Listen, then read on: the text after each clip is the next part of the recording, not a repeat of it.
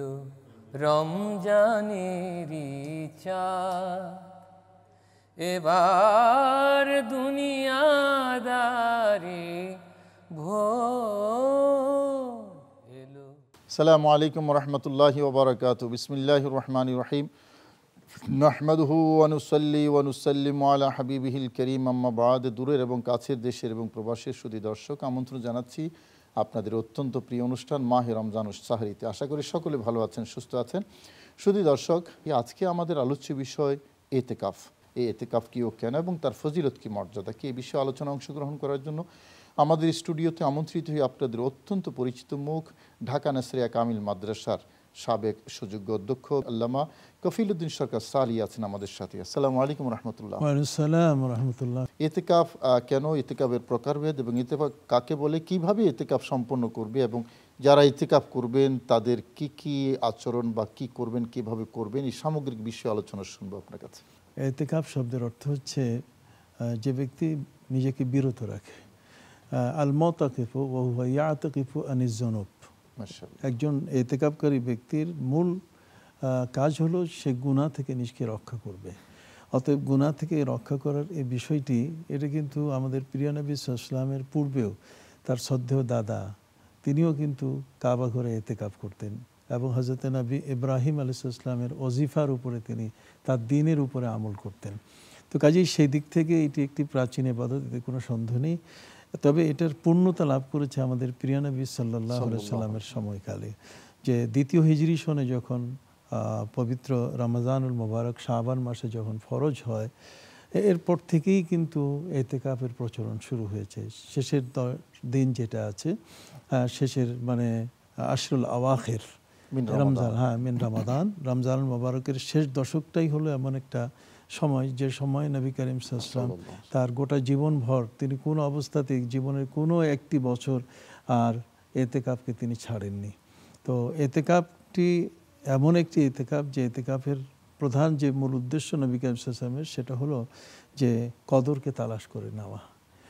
নবী করিম সাল্লাল্লাহু আলাইহি ওয়াসাল্লাম নিজেও বলেছেন যে কদর এমন একটি রাত, যে রাতটি আল্লাহ তাআলা হাজার মাসের চেয়ে উত্তম একটি রাত হিসেবে আমাদেরকে উপহার দিয়েছেন। কিন্তু দুজন মুসলমান ঝগড়া করার কারণে ফারুফিয়াত, এটা আমার থেকে উঠে গেছে।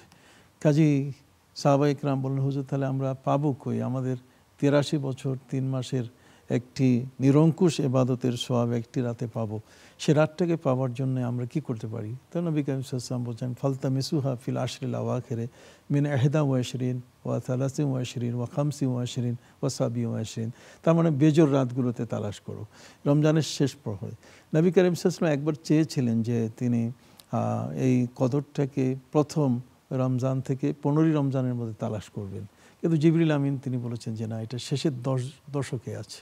অতএব শেষের দশকে থাকার এমন একটা বার্তায় নবী করিম সাল্লাল্লাহু আলাইহি ওয়াসাল্লাম যখনই 20 রমজান শুরু হতো, সাদ্দা মেজারাহু, তখন তিনি আরও কঠিন প্রস্তুতি নিতেন, যে যাতে করে এই এতেকাফের মাধ্যমে কদরের যেন রাতটা তিনি পেয়ে যান।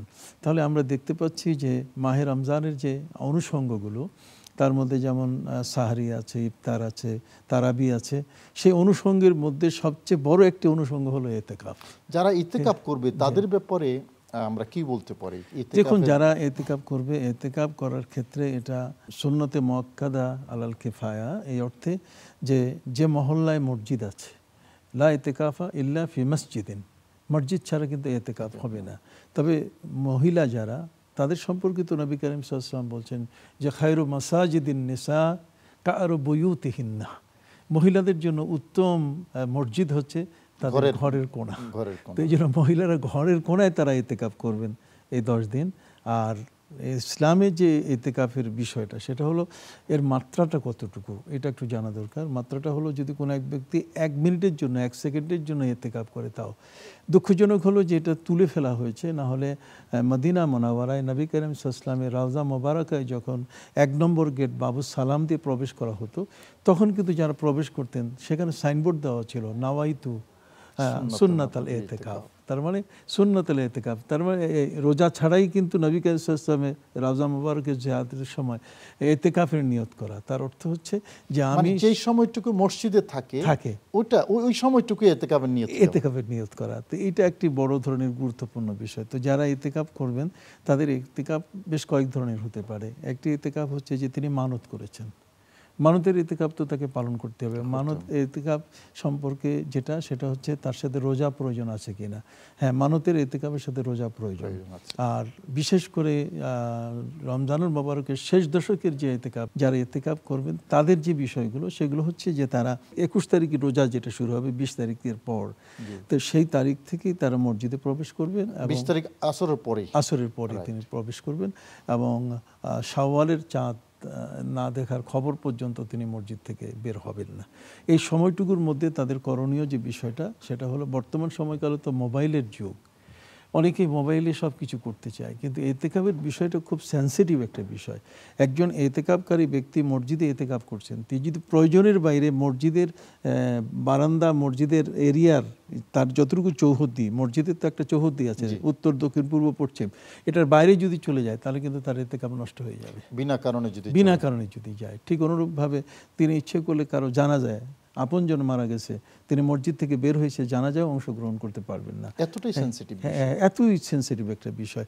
ইতিকাফকারী ব্যক্তি অর্থ হচ্ছে নিজকে আবদ্ধ করে রাখা, তার মানে দুনিয়া বিমুখ হয়ে যাওয়া। এই শব্দটি কিন্তু ব্যাপক অর্থে আসে। দুনিয়া বিমুখ বলতে গেলে এখানে তার প্রয়োজন ছাড়া তার স্ত্রীকেও তার ফোন করা ঠিক হবে না। তার প্রয়োজন ছাড়া, তার খাবার প্রয়োজন তিনি বলতে পারেন, মোবাইল রাখতে পারবেন না এমনটা নয়, যেহেতু আধুনিক এটা মাধ্যম, তিনি বলতে পারেন। কিন্তু এর দ্বারা একজন ব্যক্তি সেখানে ওই যে মোবাইলের মধ্যে বিভিন্ন অ্যাপসে সেখানে যা কিছু হয় সেটা তিনি দেখবেন তা নয়, বরং হ্যাঁ সেখানে যদি জেকের আজকারের কিছু থাকে, সেখানে যদি ভালো কিছু নসিহত থাকে, ইবাদতের সহায়ক হিসাবে তিনি সেটাকে গ্রহণ করতে পারেন। একজন ইতিকাফকারী ব্যক্তি, মনে করুন মসজিদে তার গোসল করার কোনো ব্যবস্থা নেই, পাশের বাড়িতে তার ব্যবস্থা আছে, তাহলে তিনি অত্যাধিক প্রয়োজনে যদি গোসল তার দরকার হয় তাহলে তিনি পাশের বাড়িতে যেতে পারবেন। অথবা বাথরুম, ওয়াশরুম দেখা গেল যে মসজিদের ওই বাউন্ডারির ভিতরে নেই, তাহলে তিনি পাশের বাড়িতে যেতে পারেন। এতটুকু তার এই প্রয়োজনটা। তাহলে আপনি চিন্তা করে দেখেন যে একটা ওয়াশরুমে যাওয়ার ক্ষেত্রেও কিন্তু তার বিধিনিষেধটা। তার মানে একজন ইতিকাফকারী ব্যক্তির তার হাত, মুখ, পা, চোখ, তার কথা, তার ভাষা, তার চিন্তা, তার চেতনা, তার উঠন বসন, চাল চলন, পঠ্য পাঠন, কথন যতগুলো আছে সবগুলো নিয়ন্ত্রিত হতে হবে।